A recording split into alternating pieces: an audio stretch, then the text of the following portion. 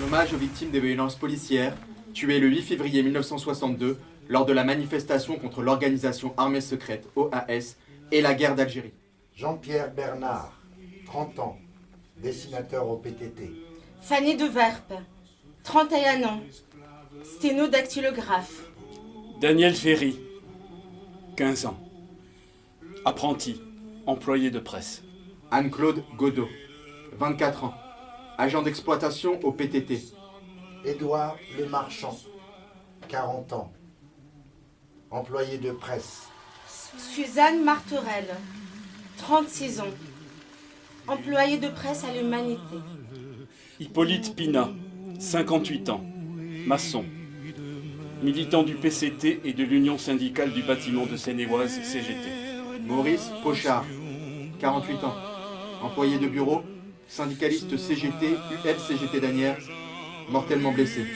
Raymond Vigens, 44 ans, imprimeur typographe. Toutes les victimes étaient syndiquées à la CGT et à une exception près, membres du Parti communiste.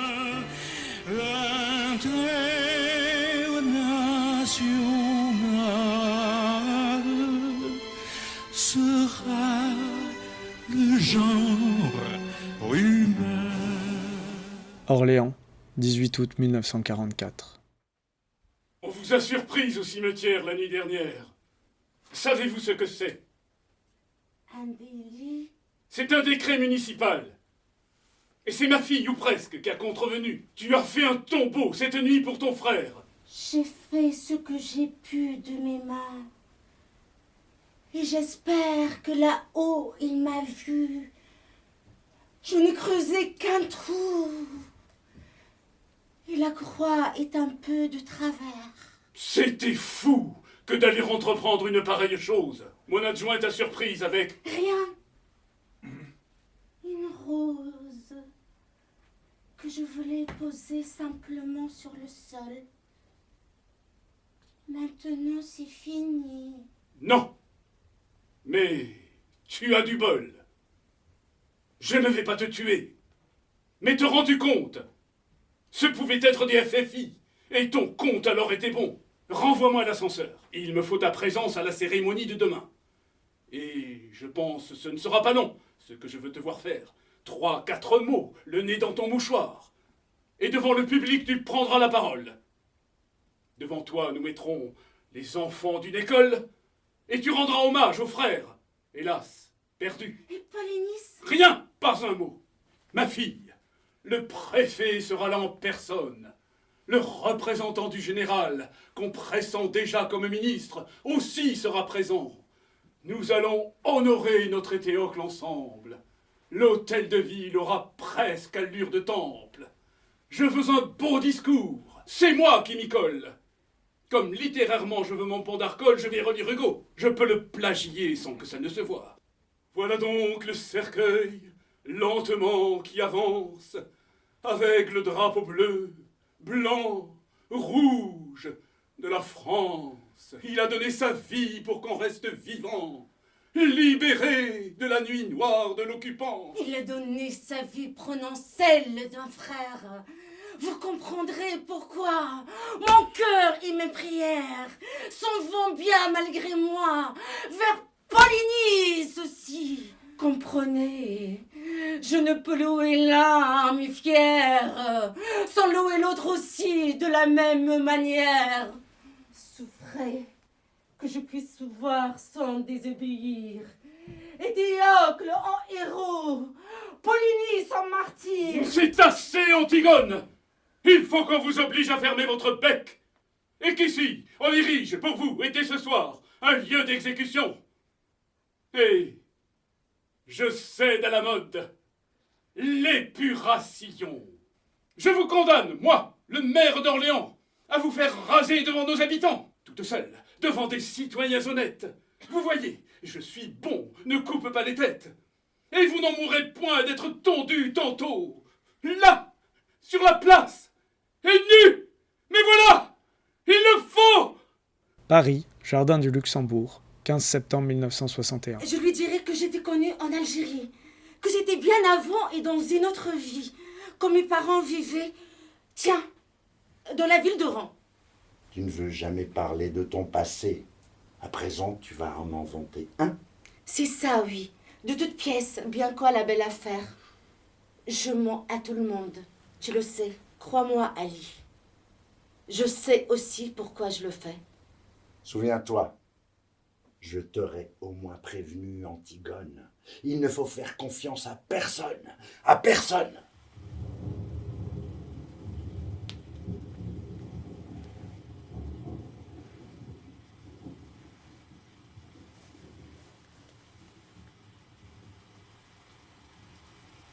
Je n'étais jamais retournée sur ta tombe. 18 ans ont passé. 18 ans à te pleurer. Mais mon corps, malgré moi, revient à lui, réclame la part qui lui est due et affronte mon âme. Oui, je t'aime, Anémone. Et si celle que tu aimes n'était pas la bonne personne? Mais je ne veux personne d'autre que toi. Es-tu heureuse? Vraiment? Et alors, pas de regrets? J'ai longtemps pleuré cette nuit-là. Un peu après, il était reparti déjà. Et dire que je vis ici, chez toi, sous un faux nom. Marcel. Je suis comme toi, Ali. Mon vrai prénom n'est connu que de toi. Sinon, je suis Anémone. Et si je vis cachée, je fuis mon passé. Personne ne sait rien de moi. Chérie, j'ai pensé que des roses. Des baccarat. Ouais, c'est juste pour te remercier d'être toi, d'être à moi, mon amour, que je fus le premier. Le premier, Julien, c'est une chose exacte. Mais l'amour, le vrai, ressemble à une rose. Tu penses à lui? Encore et toujours? Maintenant? À celui qui fut ton fiancé? À ce faux amant? Ah lui? Ah oui, je t'en ai parlé et je regrette de l'avoir fait. Mais c'est un autre que j'avais en tête. Un autre? Qui? Un fantôme du passé qui vient quelquefois me hanter. Je n'ai pas de famille, n'en parlons plus. Moi si. Une mère. Ismène. Tu dis... Ta mère s'appelle Ismène? Chez moi aussi, une sœur de ce nom. J'ai de la peine à le croire car tu disais que... Parle! Elle a une sœur?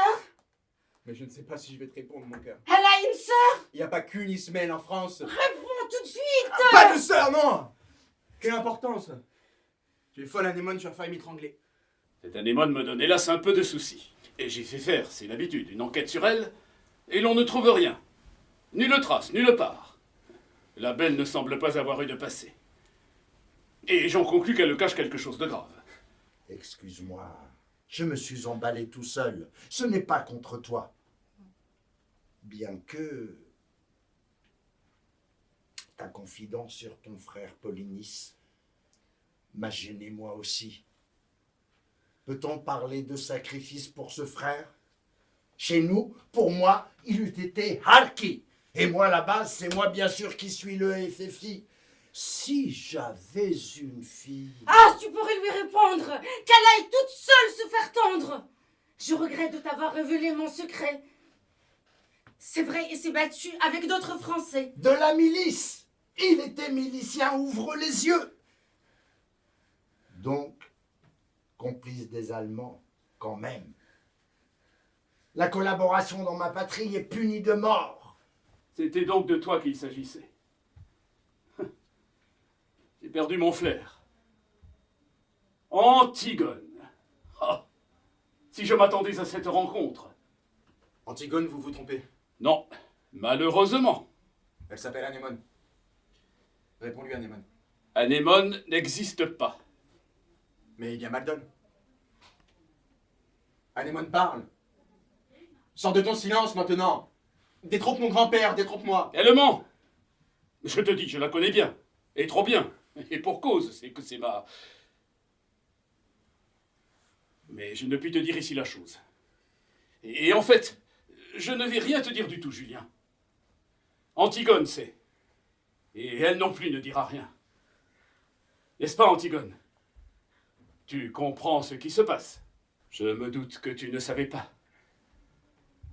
Cela me glace. La malédiction donc depuis 20 ans te poursuit, ou presque. Et du destin ainsi, le hasard s'est fait lui aussi le complice. Partons, Julien. Fuis, Antigone. Ne reviens jamais plus, jamais.